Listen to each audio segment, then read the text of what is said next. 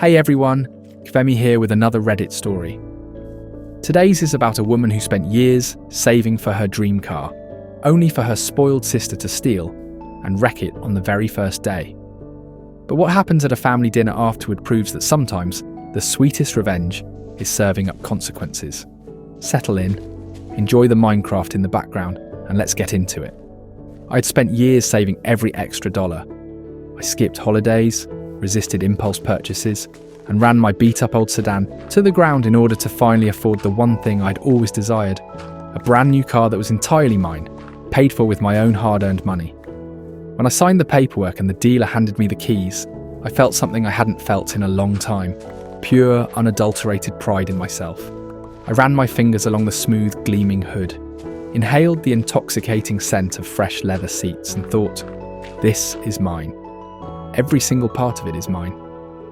I hadn't even had the car for a full day when my younger sister Isabel decided that my happiness was hers to take. Isabel, who had been coddled and spoiled her entire life, had never worked for anything, taken on responsibility, or faced a consequence that our parents couldn't ignore. She was the type of person who handled other people's belongings as if they were her own by default, because that was how life had always been for her. When I pulled into our parents' driveway that evening to show them the automobile, Isabel was already standing there, leaning against the garage, with that lazy, self-satisfied grin she always had. She barely looked up from her phone as I parked. "Nice ride," she remarked, pushing herself off the wall and walking up, staring through the driver's side window, as if she already knew it belonged to her. "What's the mileage?" I asked, trying to seem indifferent despite the fact that my patience was becoming thin. Isabel let out a low whistle and nodded in appreciation. Then, without asking, she grabbed the handle and yanked the door open. "Let me take it for a spin." I quickly moved to close the door before she could get in, shaking my head strongly. "No way. I just received it. You aren't driving it." Isabel rolled her eyes as if I'd just told her she couldn't borrow a dime. "Oh, come on, Clara. Do not be such a control freak. It's only an automobile." "Exactly," I snapped. "It's merely an automobile that I purchased with my own money. You do not get to take it." But Isabel was never the type of person to just accept a no. She merely grinned, shrugged, and moved away. But something about her gaze sent shivers down my spine, as if she already had a backup plan in place. I should have trusted my gut. Later that night, I briefly left my car keys on the entryway table before going upstairs to fetch something from my room. When I got back down, the keys were gone, as was my automobile. My palms curled into fists as the knowledge hit. Isabel. I ran outside, my heart pounding, but she was already gone, tyres squealing in the distance. I took out my phone and dialed her number several times, but each time it went to voicemail. I was still seething when my phone called 3 hours later. But it was not Isabel's number. It was an unknown caller. "Hello," I said, already bracing myself. Inspector Miller spoke in a low voice, calm but concerned. "This is Inspector Miller, from the County Police Department. I'm calling about a vehicle registered in your name." I felt my stomach drop. "What happened?" "There has been an accident." A pause. "The driver is unharmed, but the vehicle has incurred substantial damage." My hold on the phone intensified. "Who was the driver?" The officer hesitated for about a second before responding. A young woman identified herself as Isabel Lauron. I don't even recall driving to the crash site. One moment I was standing in my parents' entrance, clutching my phone with white knuckles, and the next I was driving up behind flashing police lights, my pulse a continuous drum of wrath. And there she was, my sister, standing next to what was left of my brand new automobile, arms crossed and unaffected. The front bumper was wrecked, the hood collapsed on itself, and one of the headlights was shattered. My gorgeous, exquisite automobile had been damaged, and Isabel was standing there as if it were nothing. I climbed out of my old beater, slamming the door harder than I meant to, my hands trembling as I marched towards her. "What the hell did you do?" Isabel finally turned to look at me. And then, in the most infuriating moment of my life, she smirked. "That sucks," she replied, shrugging as if she had dropped my ice cream cone rather than destroying my automobile. "But don't freak out. Margaret and Henrik will make you forgive me." The words struck me like a smack in the face. Margaret and Henrik will convince me to forgive her. It was not an apology. It was not even a recognition of what she had done. It was a smug, arrogant assertion that no matter how upset I was or how much damage she had caused, it would be irrelevant because our parents would smooth things over like they usually did. I took a deep, controlled breath, my fists locked at my sides, my heart pounding in my ears. That was the moment something inside of me shattered. I was not about to let her get away with it this time. Not this time. I awoke the next morning with a throbbing headache, my body still stiff from the frustration of the night before. My imagination replayed every detail of that horrific encounter at the crash site. My sister's smirking smile haunted me like a nightmare that wouldn't stop. My car, my lovely, hard-earned brand new car, was gone. Someone who had never worked in her life destroyed everything in an instant. Someone who had never experienced a single consequence.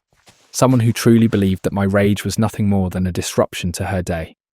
I knew, before I even got out of bed, that my parents would call me, that they would demand a conversation, and that they would try to smooth this over, as if Isabel's actions were just another minor blunder that we could all forget about if I would just be reasonable, as a good daughter should. Sure enough, when I checked my phone, I found 4 missed calls from Margaret, 3 from Henrik, and a text message from Isabel that was so stunningly arrogant that I had to read it twice to believe my eyes. "Clara, stop being so theatrical. It's only an automobile." Margaret and Henrik said, "We'll figure it out. So quit acting like it's the end of the world."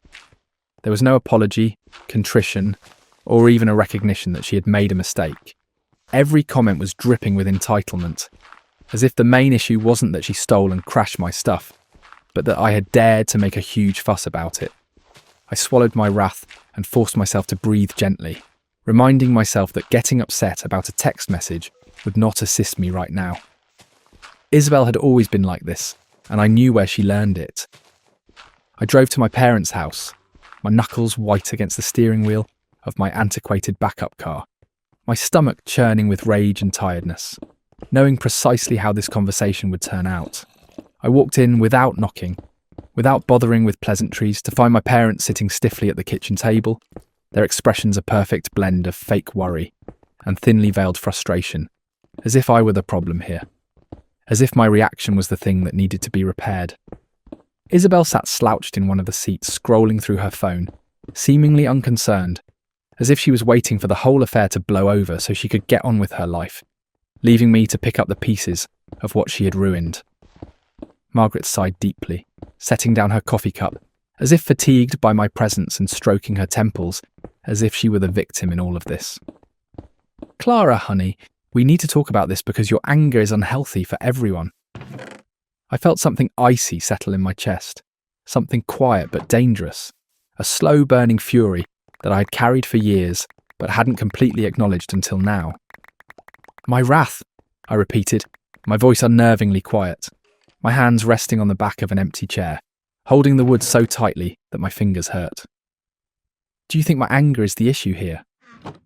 Margaret let out a deep sigh and exchanged a quick glance with Henrik, their wordless communication making it brutally evident that they were in agreement on this, that their choice had already been made before I walked through the door.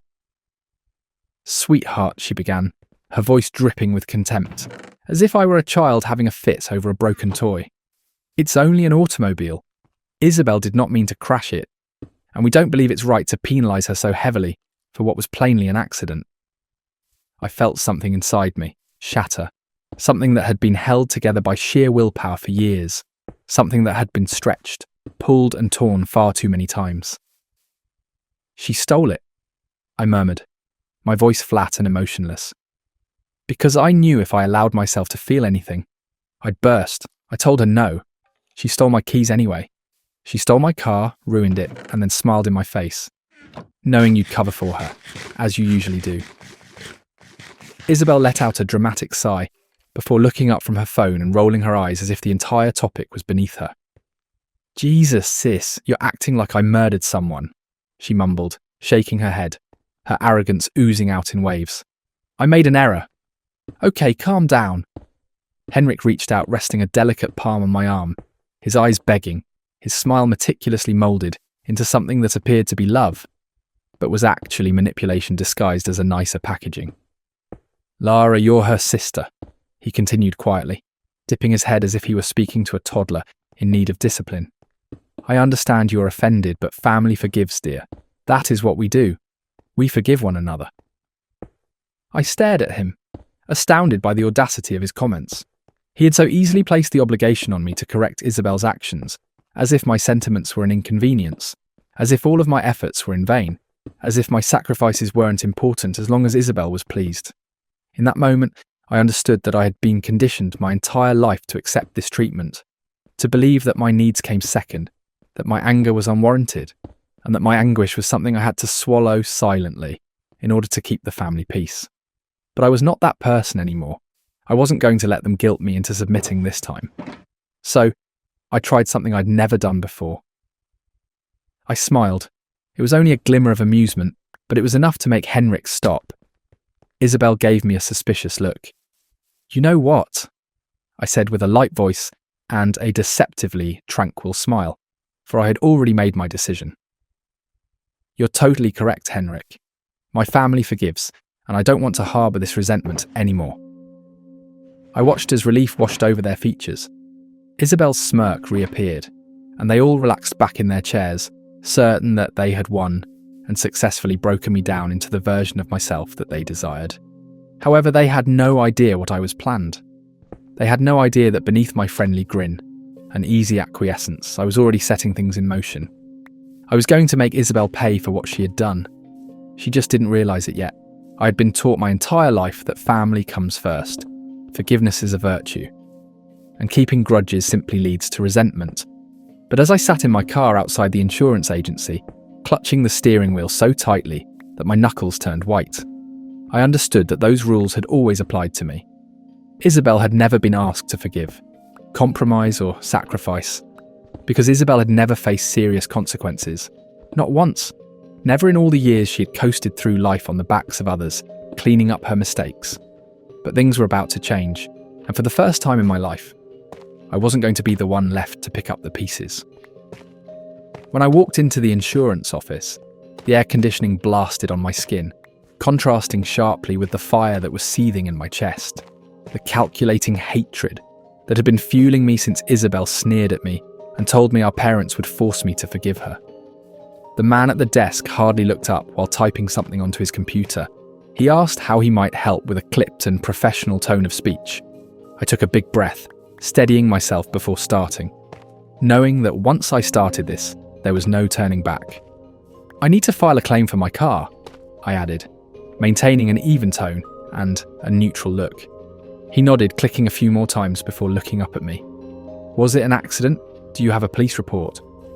Yes, there's a report, I answered, my heart calm, my decision unshakable. And I need to report it as unauthorised use. That made him hesitate.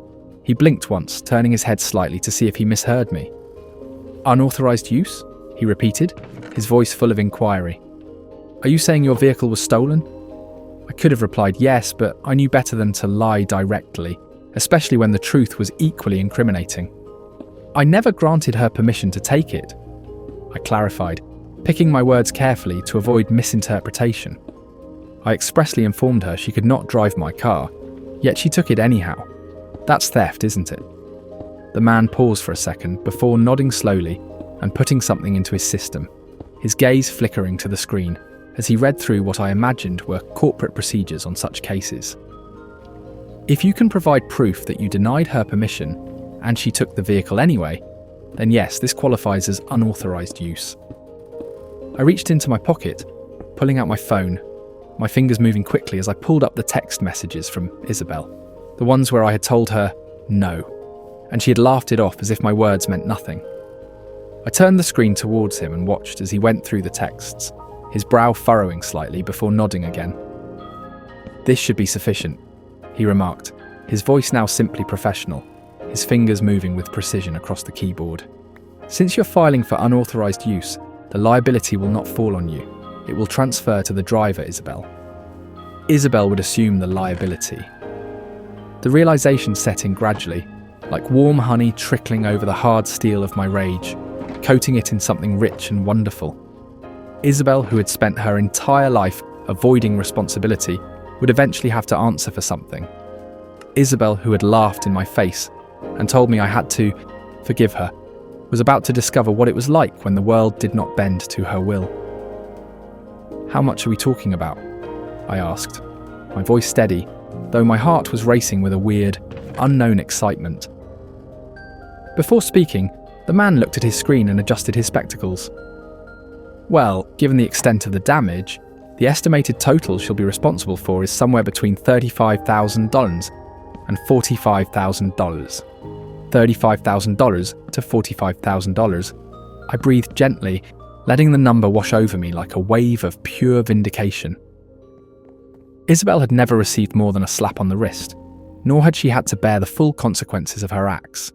But that weight was about to crash down on her, and I wasn't going to lift a finger to stop it. By the time I stepped out of the office, the sun was shining stronger. The air was crisper, and I felt better for the first time since this nightmare began. I felt powerful. I felt free. Later that night, I sat in my apartment reading through social media, my eyes narrowing as I came across Isabel's most recent post, a photo of her and her friends at a bar, drinks in hand, and her caption as haughty as ever. "Tough day, but nothing a few drinks can't fix. Some people need to chill out and move on. Life's too short to stress about little things." Small victories, that is what she termed it. The mere audacity of it caused a ripple of laughter through me, a sound so strange that it frightened me for a second before I sat back into the couch, shaking my head in amusement. Isabel believed she had won. She thought it was over. She assumed our parents had bailed her out again, that everything would return to normal, and that I had simply swallowed my rage and moved on as usual. But Isabel didn't know, and wouldn't know until that insurance claim was processed, that this time I wasn't going to let it go. This time Isabel was going to learn the hard way, and by the time she knew what I'd done, it would be too late. Sitting at the dinner table, I could already feel the weight of their expectations weighing down on me, thick and oppressive, as if they had all decided that today would be the night I finally got back in line. My father had prepared the table for a Christmas celebration, with candles flickering in their holders, and the aroma of roasted chicken and buttery mashed potatoes filling the air. His method of emphasising that this was supposed to be a family moment, a night of healing, a scene meticulously staged to smooth over what they saw as unneeded discord. My mother sat at the head of the table, her normal, dominating yet casual demeanour revealing nothing. But I understood exactly why we were here, why this supper had been organised so soon after the disaster, and why Isabel sat across from me with that annoying sneer stretched across her face, her phone sitting next to her plate, as if she couldn't be bothered pretending this mattered at all.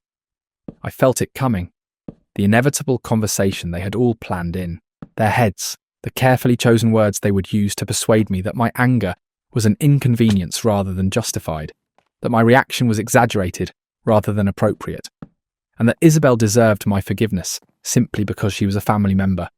But as I sat there, my hands lying in my lap and a big envelope placed between my fingers beneath the table, all I felt was a strange sense of serenity. Because unlike them, I knew how this evening would finish. Isabel was the first to speak, her voice dripping with the arrogance she had cultivated since infancy, her words laced with contempt, her smirk growing as she sat back in her chair, arms crossed over her chest. "So, have you calmed down? Or are you still planning to throw a tantrum over a stupid car?" The words barely registered, stirred anything inside me because I had already expected them, was prepared for how she would turn this into a joke, and knew she would try to make me look unreasonable in front of our parents. I simply cocked my head, flashing her a faint, unreadable grin, watching as her confidence swelled in the face of what she mistook for submission. And my parents exchanged relieved glances, mistakenly believing they had won. My father let out a big sigh, intended to sound exasperated yet gentle, as if he were playing the tiresome position of mediator, as if he were the only one with the patience to cope with me. "Clara, sweetheart, I know this has been a stressful situation for you, but we really need to put this behind us as a family. Isabel made a mistake, but you holding on to this anger isn't going to fix anything." My mother, the voice of reason, the woman who prided herself on being rational and pragmatic, nodded along as she cut into her chicken, speaking without looking up from her plate. "Life is too short to get caught up in things like this. Clara, at the end of the day, it's just a car. Things can be replaced. Family can't. Isabel's delight radiated out to me. I could see her relishing my perceived defeat. Her ego grew with each passing second, and her sneer became more irritating by the minute. She picked up her fork, spinning it between her fingers, and shook her head in mock despair. Seriously, sis, you need to chill. I swear you've always been like this, overreacting, making everything a huge deal. I mean, come on. I cracked a car. Not your entire life. You'll get over it. I finally moved when she let out an amused chuckle. My father reached across the table to place a soothing hand on mine, and my mother offered a slight nod of approval to Isabel's comments. I reached behind the table, brought the envelope out, and carefully placed it in front of Isabel. The sound of thick paper striking the polished wood was loud enough to make all three of them pause. Isabel gave it a quick glance, her sneer remaining firmly in place as she shook her head, rolling her eyes as if I was being dramatic, as if anything I was about to do couldn't possibly be worth her time. What's this? Some angry letter about how I hurt your feelings. Read it, I said simply, my tone steady, and my expression unreadable. Something in my tone must have piqued her interest, because for the first time that night, her amusement wavered, her smirk wavering just slightly as she went for the envelope, fingers trembling for a split second before tearing it open. The moment she took out the papers and studied the words printed across the top, the colour drained from her cheeks so fast that it was almost pleasurable to behold, almost lyrical in its irony. I watched in silence as her hands tightened around the pages. Her lips opened and closed silently, and her entire demeanour changed from arrogant confidence to quiet, dawning dread. My father frowned, looking between us with perplexity, his hand still resting near mine and tightening slightly. "Clara, what is this?" Isabel's voice was scarcely audible, her fingers grasping the document so firmly that the edges crumpled under the strain. "What did you do?" I took a sip of wine and let the stillness last just long enough to make them uncomfortable. I waited just long enough for Isabel to feel the weight of reality on her shoulders before speaking. My voice quiet, measured, and almost compassionate. "That, dear sister, is the finalised insurance report, the one that officially transfers full liability to you." The air shifted abruptly, dense with tension and stifling in its weight. The startling revelation hit my parents like a smack in the face. My mother eventually looked up from her plate, her fork frozen halfway to her mouth, her eyes sharp and calculating, attempting to piece together what had just occurred, trying to comprehend how Isabel had gone from untouchable to accountable. My father drew his hand away, scanning through the papers with increasing concern, his breath catching, as he understood what this meant as he read the numbers printed clearly in bold ink.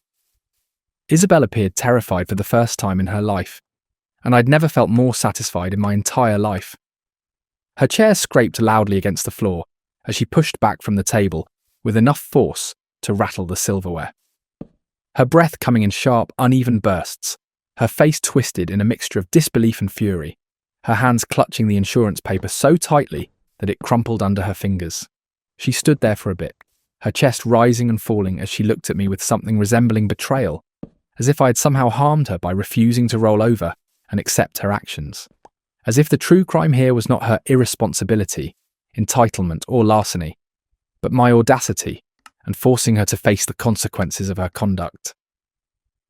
When she finally spoke, her voice was tight, low and furious, quivering with barely controlled wrath. "This isn't funny, Clara. Tell me you're joking."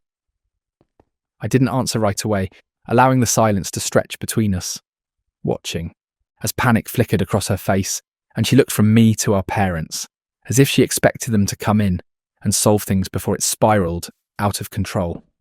My father's lips were slightly parted, his fingers gripping at the fabric of his shirt, and his gaze darted across the papers in front of him, as if looking for a loophole, a way out or some piece of information that would make this all disappear. My mother, ever the controlled one, took a deep breath and pressed her hands flat against the table, her voice measured and serene, but tinged with something dangerously close to frustration.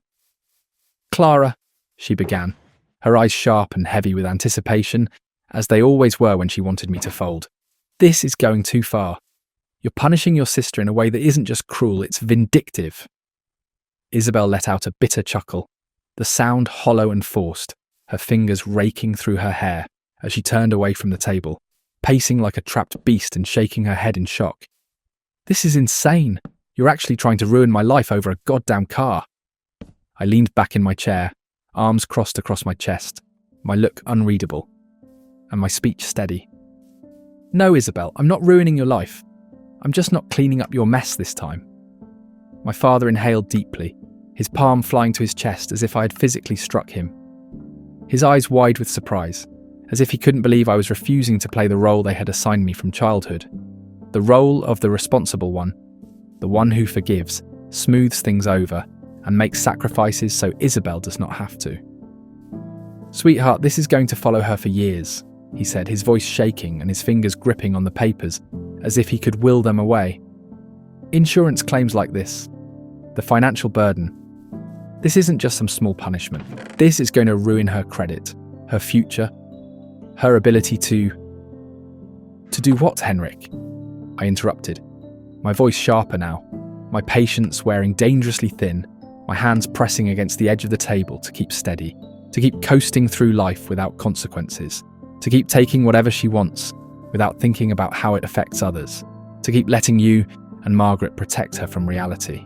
Isabel slammed her hands against the back of her chair, her jaw clenched, her entire body twisted so tight I thought she would split in half. "You're genuinely behaving like I killed someone," she growled, her eyes flaming with wrath and her voice quivering with incredulity. "I made a mistake. Okay, I've taken your automobile. I damaged it. I was careless about it. Fine, I got it. I botched up. But you..." She waved furiously at the documents in my father's hands, her visage twisting in frustration. "You went out of your way to make this as horrible as it could be for me." Something inside me sparked at those words. Something raw, something furious, something that had been simmering for years, but had never fully risen until now. I stood slowly, carefully, my gaze locked onto hers, my voice low but unwavering, my rage icy and precise. "You didn't mind that I lost something I laboured for. Why should I worry if you are losing something?" The words hit her harder than I expected, knocking the breath out of her lungs and causing her expression to falter for a moment. A flicker of regret flashed across her face, but it was quickly buried beneath layers of entitlement, anger, and the unwavering belief that I was the one who was being unfair. My mother exhaled through her nose, rubbing her temples as if my resistance to cave was a little annoyance. "Clara, I understand you're upset, but this isn't right. We are family. We do not do this to each other." I laughed dryly, shaking my head and crossed my arms over my chest. "We don't do this to each other. That is funny, Margaret, because Isabel had no trouble doing it to me, and you had no difficulty allowing her." Isabel sneered, shaking her head in disbelief, her hands holding her hair as if she were ready to tear it out. "I don't have that kind of money," she whispered, her voice cracking slightly as the gravity of the situation dawned on her. "How the hell am I supposed to pay for this?" For the first time that night, I smiled, but it wasn't warm, soft, or forgiving. "Figure it out," I said simply, turning away from her and walking toward the door, refusing to look back, refusing to give her the satisfaction of seeing even a sliver of doubt in my expression. Isabel had taken something from me, and for the first time in her life, she was going to give something back, whether she liked it or not. I heard my father call after me, his voice high with desperation, pleading with me to think this through, to be reasonable and not let it tear the family apart. But I didn't stop, turn, or hesitate. Isabel didn't call, text, or reach out for days, and I wasn't surprised because I knew exactly what she was doing. She was scrambling, panicking, and trying to find a way out of the mess she had created, desperately hoping that someone, somewhere, would bail her out the way they always did. I could picture her pacing in her overpriced apartment, running her hands through her hair, calling our parents every hour to demand that they fix this, just like they had fixed everything else for her in the past, never once stopping to consider that perhaps, just maybe, this was a problem too big for them to ignore. I knew my parents had money, but I also knew that they weren't wealthy enough to magically disappear $45,000 without making serious sacrifices, dipping into funds meant for their own security, and shaking the foundation of their comfortable lives in a way that would make them deeply, profoundly uncomfortable. And if there was one thing I knew for certain, it was that my parents despised discomfort. The banging on my door came 4 days later, and I didn't even need to look through the peephole to know it was Her. The aggressive knocking, the impatient huff of breath on the other side, and the absolute entitlement nearly radiating through the wood were all the confirmation I needed. I took my time responding, allowing her to stew, allowing the silence to last long enough for her to wonder if I was even going to acknowledge her at all, allowing her to feel a fraction of the frustration and helplessness that I'd felt when she had stolen and wrecked my car without a second thought. When I finally opened the door, I saw her standing there looking dishevelled, the dark circles under her eyes more pronounced than usual. Her normally cocky posture slightly hunched, her fingers twitching at her sides as if she was barely holding herself together. I leaned against the doorframe, arms crossed over my chest, my expression carefully neutral as I arched a brow at her. "Something is wrong, Isabel." Her jaw clenched at my words, her eyes blazing with something dark, something dangerous, something that appeared to be a last-ditch attempt at control. "You need to undo this," she whispered, her voice low, tight and barely held. "I do not care what you want from me. Please make this go away." I let out a quiet breath through my nose, shaking my head slightly, my expression constant, my patience non-existent. "It's done," I replied simply, my voice firm, calm and immovable. "You'd need a lawyer and around $35,000 to dispute it, and we both know you do not have either of those things."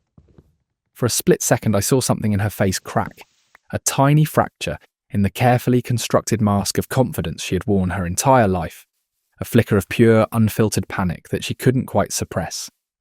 But it vanished as quickly as it appeared, replaced by anger, resentment, and the same defensive arrogance she always resorted to when things didn't go her way. She let out a sharp, bitter laugh, running both hands through her hair before dropping them to her sides, her shoulders tensed, her breathing uneven. "You seriously hate me this much?" she demanded, her voice rising now, her composure slipping with every passing second. "You seriously think I deserve to have my entire life destroyed over a car?" I tilted my head slightly, eyeing her with something resembling amusement, cold and aloof and devoid of empathy. "Isabel, you smashed my car without a second thought. Why should I care if I'm wrecking your financial account?" Her hands curled into fists at her sides, her nostrils flaring, her entire body shaking with barely contained rage, her voice breaking under the weight of her own desperation. "This isn't fair, Clara. You're punishing me for something that was never meant to be so serious. And it wasn't designed to ruin me. I made a mistake, okay? A dumb error. But what you're doing is cruel. It is calculated. It's absurd." I felt my lips twitch. Not a smile, not anything at all. Just a small, satisfied acceptance of the irony of the situation of Isabel, suddenly experiencing something she had never contemplated before. Culpability. "You'll figure it out," I answered simply, shifting my weight onto one foot, my voice light and dismissive. "Isn't that what you usually do?" Isabel had nothing to say for the first time in her life. I started to close the door, but before I could, her phone buzzed in her pocket, and I saw her face shift into something that almost resembled fear. Her fingers fumbling to pull it out, her eyes scanning the screen with a mixture of confusion and dread. I leaned casually against the doorframe, watching as her expression darkened.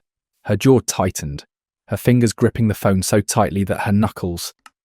I inquired, my voice tinged with fake innocence, my gaze never leaving her face. Her mouth opened slightly as if she wanted to say something, but no words came out. Just a sharp, uneven breath.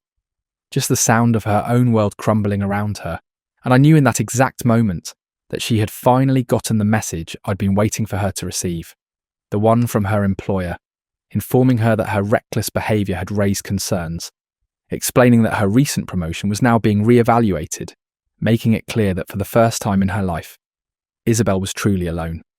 I didn't wait for her to look up at me, to see the full scope of her realisation, or to hear whatever pathetic excuse or desperate plea was bound to spill from her lips.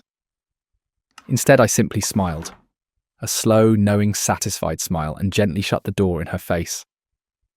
That wraps up today's story. Wow, what a journey from a brand new car to a brand new sense of justice. Let me know what you thought in the comments, and don't forget to like and subscribe for more stories with the usual Minecraft vibes in the background. I'll see you in the next one.